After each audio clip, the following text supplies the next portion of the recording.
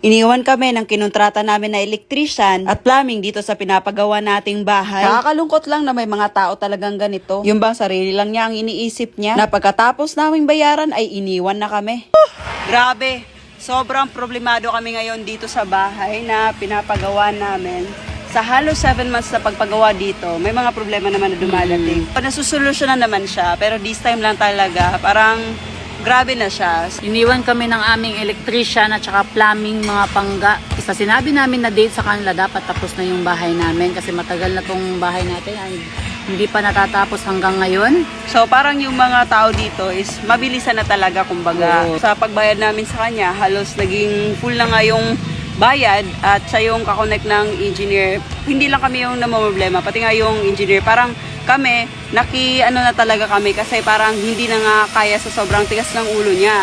So, Panay namin siya tinatawagan, tinitext, walang response. nagsi-CA siya, tapos 1 week wala, 'di ba? Pagkatapos ng CA, hindi na parang babalik, ang hirap Oo. nang i-contact. So, yung nangyari last week, hindi ko talaga siya pina-CA. Yung sabi ko, tapusin mo muna yung trabaho mo kasi maaalanganin yung pintor, yung mga gumagawa dyan sa bahay kung hindi mo tatapusin yung wiring mo. So, kaya natagalan siya. Ilang beses siya nagbabakbak, madami siyang tinatanggal. Sinabi namin sa kanya about sa lights ng bahay natin. Kailangan sa 4 na ilaw, kailangan 2 yung switch.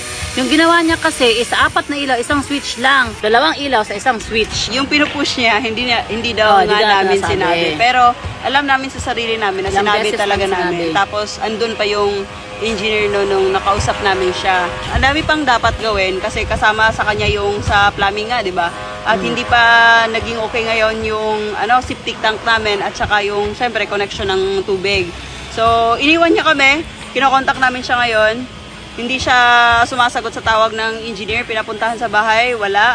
So siguro ito na yung last option namin na nangyari kasi kung magtatapo man siya, sino siya para magtampo, kami, hindi naman kami nagkulang magbigay sa kanya. Ilang beses din Oo. kami nagmakaawa sa kanya, mga pangga na tapusin na lang sir, Oo. para matapos na din yung natin dito. Para at least pagtapos na siya, makapag-focus na din yung ibang tao dito. Ang nangyayari kasi is, kailangan pa ng mga tao dito na mag-antay sa gawa niya.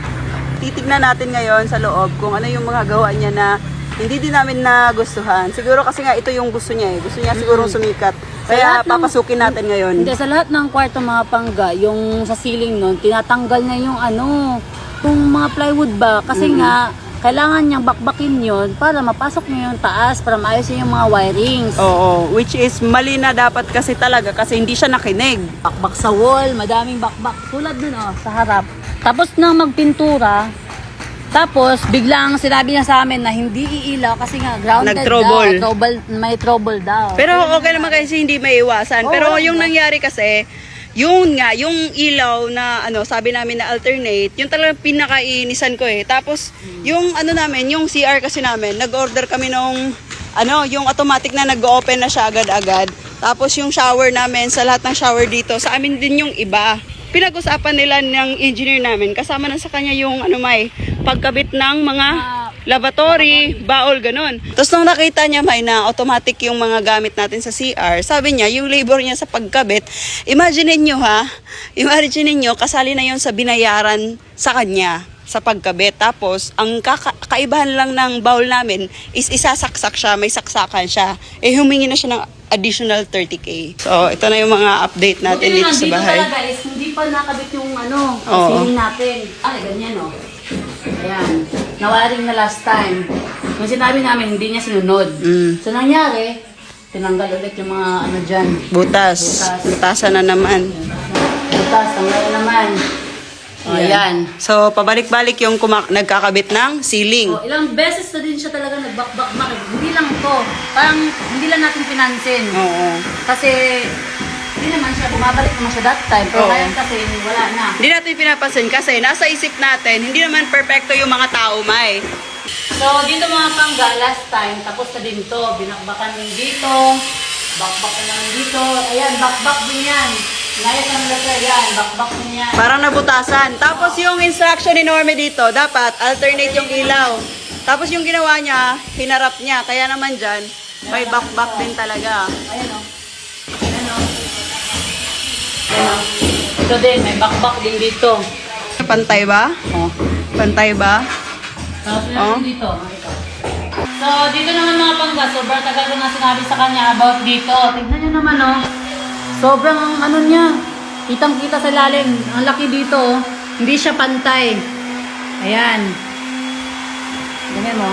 Yan. Sabi din namin dito sa kanya last time sa closet, 3 gitna lang na ilaw. Pero dahil nga hindi siya nakinig, nilagyan niya ng ilaw ang bawat corner ng walk-in closet natin. Imbis na tapos na magbatak yung mga pintor, magbabatak na naman ulit. Tapos yung nangyayari ngayon, madami pang mga lights na hindi nakakabit at hindi pa naayos yung sa septic tank. At marami pa siyang dapat ayusin pagkabit ng lavatory, bowl, mga shower. Kasali na kasi yun sa mga sa usapan nila ni engineer. Tapos, Dito sa labas, sabi ko na lights din dito. meron din yung lights dyan, hindi pa na ilagay. So, yun. Ang nangyayari, mapopost to pag hindi talaga siya makikinig, di ba? Parang ito na yung pinaka last day natin na mag-contact sa kanya.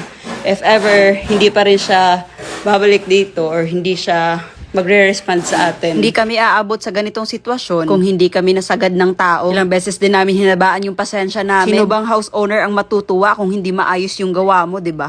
Gumastos tayo ng malaki. Hindi naman yan, pinulot lang natin yung pera para sabing okay lang yan.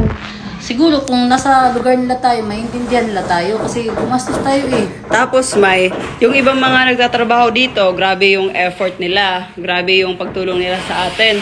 Tapos siya parang wala lang, ganon lang, umalis siya. Kita siya ng engineer natin. Habang ang lahat, busy siya tulog. Ito din, hindi man lang niya inisip, sabi namin, maglalagay kami ng washing dyan. Eh, dinikit niya dyan. Tapos Paano yung yun? sobra oh. Oh. Yan. So, kailangan habulin na naman yan. Ang kapal na naman ng semento magagamit niyan. Dahil hindi niya inayo sa pagbaon yung mga pipe. Diyan nga dati. So labas talaga yung pipe pero nagawa ng paraan.